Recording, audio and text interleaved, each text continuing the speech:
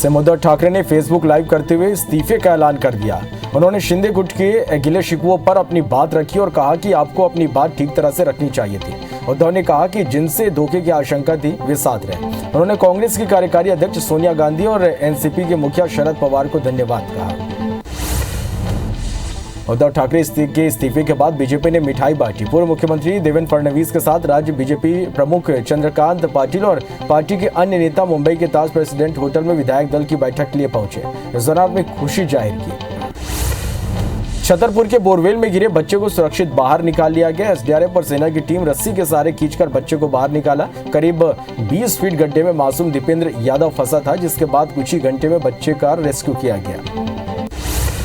MP में निकाय चुनाव के लिए प्रचार अभियान जारी है। सीएम शिवराज सिंह आज उज्जैन में प्रत्याशी के समर्थन में प्रचार किया। इस दौरान सैकड़ों की संख्या में बीजेपी कार्यकर्ता मौजूद रहे। सीएम शिवराज ने जनता को संबोधित करते हुए सरकार की योजनाओं के बारे में बताया। उन्होंने कहा कि गरीबों और वंचितों के लिए सरकार काम कर रही है। बीजेपी के मेयर और पार्षद चुनकर नगर सरकार बनाएंगे।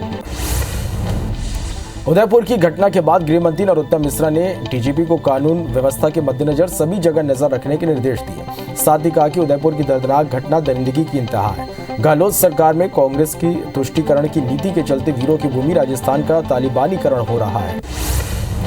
उदयपुर की घटना पर सांसद साध्वी प्रज्ञा का बयान सामने आया। सांसद साध्वी प्रज्ञा ने राजस्थान के सीएम अशोक गहलोत से इस्तीफा मांगा। साध्वी प्रज्ञा कांग्रेस पर निशाना साधते हुए कहा, हिंदू संभल कर रहे हैं। हिंदुस्तान में कांग्रेस अभी जिंदा है और देश शर्मिंदा है।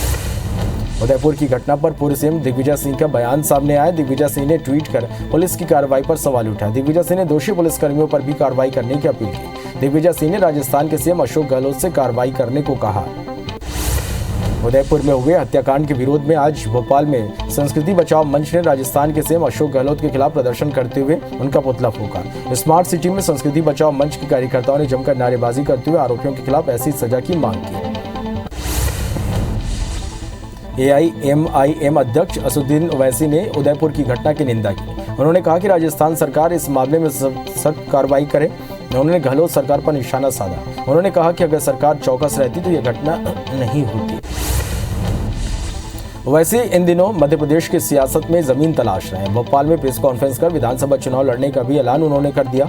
ओवैसी ने प्रदेश में तीसरा विकल्प बनने की बात की। उन्होंने कहा कि निकाय के बाद विधानसभा चुनाव जरूर लड़ेंगे। ओवैसी ने प्रदेश में कांग्रेस की स्थिति को लेकर भी तंज कसा। उन्होंने कहा कि कांग्रेस की नाकामयाबी की वजह से मध्य प्रदेश में विधायक चले गए और बीजेपी की सरकार बन गई। कांग्रेस कुछ भी नहीं कर पाई।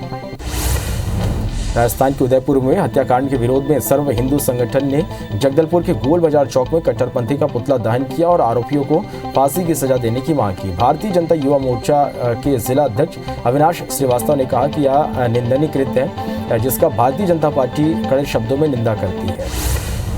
उदयपुर की घटना को लेकर दुर्ग में हिंदू युवा मंच ने आक्रोश रैली निकाली। युवा मंच के कार्यकर्ताओं ने आरोपियों को कड़ी सजा देने की मांग को लेकर राज्यपाल के नाम कलेक्टर को ज्ञापन सौंपा। एमपी में नगरीय निकाय चुनाव के बहाने आम आदमी पार्टी के अध्यक्ष और दिल्ली के सीएम अरविंद केजरीवाल की एंट्री होने वाली है। केजरीवाल प्रदेश में चुनावी सभाएं लेंगे। 2 जुलाई को सिंगरौली में पहली सभा होगी। पंजाब के सीएम भगवंत मान मंत्री मनीष सिसोदिया के दौरे पर भी प्रदेश में होंगे। देवास नगर निगम के वार्ड क्रमांक 12 में निर्दलीय प्रत्याशी के समर्थक और बीजेपी के समर्थकों में विवाद हो गया। विवाद इतना बड़ा कि बात मारपीट तक पहुंच गई।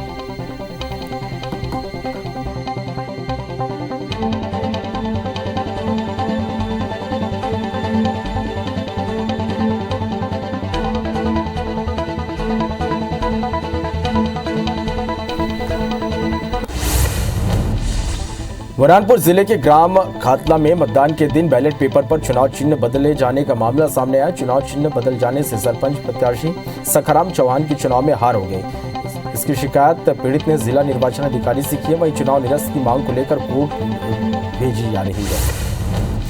धमतरी में त्रिस्तरीय चुनाव पंचायत उपचुनाव के रिजल्ट आने के बाद गांव में विजय जुलूस के दौरान विवाद हो गया। 2 पक्षों के बीच हुए विवाद में एक दूसरे पर मारपीट की गई। वहीं घटना के बाद दोनों पक्षों ने अर्जुनी पुलिस थाने में रिपोर्ट दर्ज कराई। मामले में पुलिस ने 16 लोगों के खिलाफ केस दर्ज कर लिया है। मोहन मरकाम ने प्रदेश कांग्रेस कमेटी के अध्यक्ष के रूप में 3 साल पूरे कर लिए। इस मौके पर मरकाम ने कहा कि वे आलाकमान की उम्मीदों पर खरा उतरने का प्रयास कर रहे हैं। अध्यक्ष को कई चुनौतियों का सामना करना पड़ता है। कार्यकर्ताओं को एकजुट रखना, सरकार की योजनाओं को जन जन तक पहुंचाना बड़ी चुनौती होती है, जिसे पूरा करने की जी तोड़ कोशिश की गई है।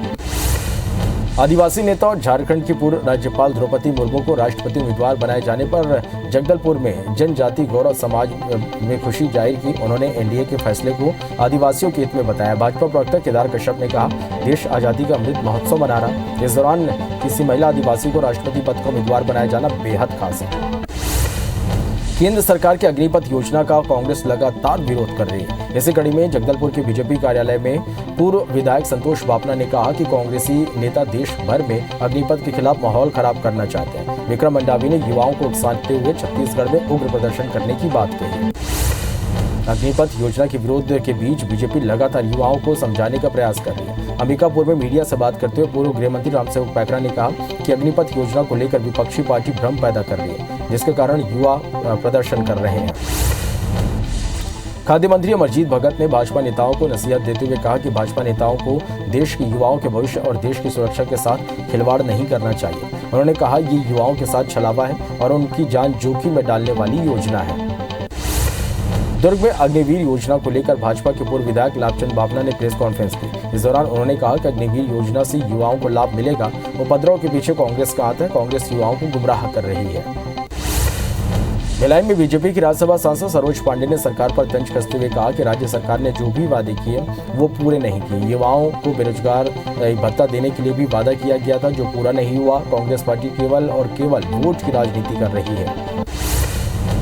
बीजेपी के राज्यसभा सांसद सरोज पांडे ने कांग्रेस विधायक विक्रम मंडावी के बयान पर पलटवार किया और कहा, छत्तीसगढ़ के भोले वाले युवाओं को उद्वेलित करने का काम किया जा रहा, वो ठीक नहीं है। विधायक की भाषा शैली इस प्रकार की नहीं होनी चाहिए जो संविधान की शपथ लेते हैं। बिलासपुर में एनएसयूआई ने एक वायरल वीडियो को लेकर कोतवाली थाने में लिखित शिकायत की और वीडियो को कर्मचारी संघ की हड़ताल से जुड़ा बताकर सीएम के खिलाफ आपत्तिजनक टिप्पणी का आरोप लगाया। वही वीडियो शहर में तेजी से वायरल हो रहा। मामले में कार्रवाई की मांग की जा रही है। रीवा जिले के मऊगंज थाने में बीजेपी एमएलए प्रदीप पटेल 4 घंटे तक धरने पर बैठे रहे। असल में 2 दिन पूर्व आबकारी दुकान पर मारपीट की घटना हुई थी, जिस पर निर्दोष पक्ष के खिलाफ दर्ज किए गए मुकदमे को खत्म करने विधायक थाने पहुंचे थे, जिस पर पुलिस ने जांच का आश्वासन देते हुए निर्दोष को दोष मुक्त करने का भरोसा जताया।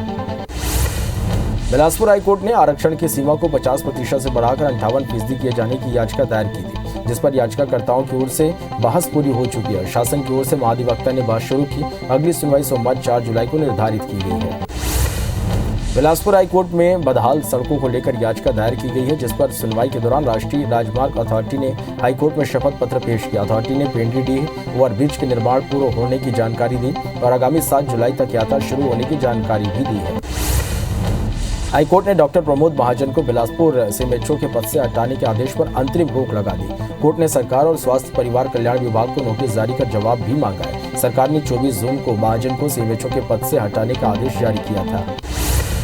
जांजगीर के सिटी कोतवाली थाना क्षेत्र के पिसौद गांव में संपत्ति विवाद को लेकर छोटे भाई ने बड़े भाई के सिर पर कुल्हाड़ी से हमला कर दिया, जिससे उसके मौके पर ही मौत हो गई। वारदात की सूचना के बाद पुलिस मौके से आरोपी के भाई को गिरफ्तार कर लिया। परिजन ने बताया कि जब बड़ा भाई बाड़ी में काम कर रहा था, तभी छोटे भाई ने हमला कर उसकी हत्या कर दी।